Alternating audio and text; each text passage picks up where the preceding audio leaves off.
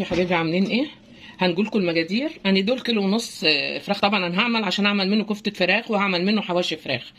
حواوشي فراخ في العيش، بس هزوده بعد لما اخلص فلفل احمر وفلفل اخضر والكلام ده عشان يتماسك، وازود الكميه شويه. نص حطيت كوبايه برغل على الكيلو ونص. كوبايه برغل غليت ميه وحطيتها عليها وصفيتها وغطيت عليها وسيبتها عشان مش هقعد اعصر وتنزل ميتها وتضطر الحاجه. عشان طبعا الصدور ما فيهاش دهون، حطينا 100 جرام دهنه. ممكن تحطي نص كوبايه زيت، وممكن تحطي معلقتين سمنه كبار على حسب الكميه. يعني انت لو عامله نص كيلو او ربع كيلو هتحطي معلقه، لكن انا عامله كميه بالهنا والشفا اللي هياكل. 3 بصلات كبار عشان ده 3 انصاص، يعني كيلو ونص. 100 جرام دهنه، كوبايه برغل غسلاها بميه مغليه ومصفياها، مسايبه فيها شويه ميه صغيره عشان ايه؟ تتشبع وتنفش شويه. يا جماعه في نقطه برضو، البرغل ده البرغل اللي بيبقى في الاكياس، لان البرغل اللي بيبقى فيه اللي بيجي من عند العطار فرد ده بيبقى فيه رمله. تمام، لا معلومه ولا نصيحه يعني. ودايما مرقه دجاج فوريه ماشي، بس مش هحط ملح، هراعي هنا الملح. تمام. عندك بهارات كفته حطي اللي انت عايزاه. هنحط معلقه ثوم كبيره مفرومه.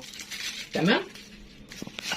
ربع معلقه بيكنج بالصودا او معلقه بودر. الصودا بتحطي حاجه بسيطه خالص.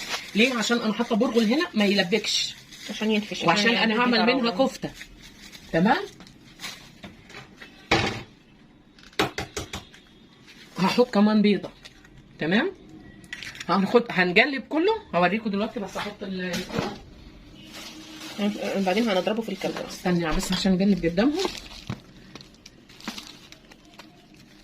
توم على حسب الرغبه، انا بحب التوم في الحاجه. تمام.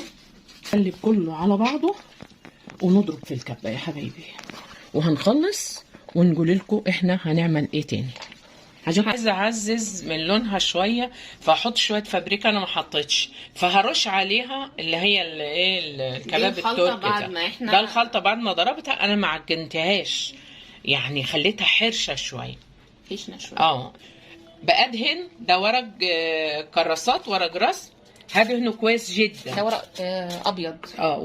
ورق رسم عشان يتحمل.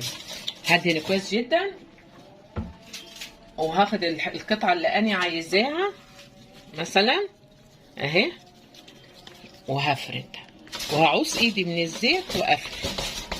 مش مهم مردانه ولا البتاع اللي بيقولوا عليها دي اللي نشافه ولا حاجه، لان هي سلسه يعني.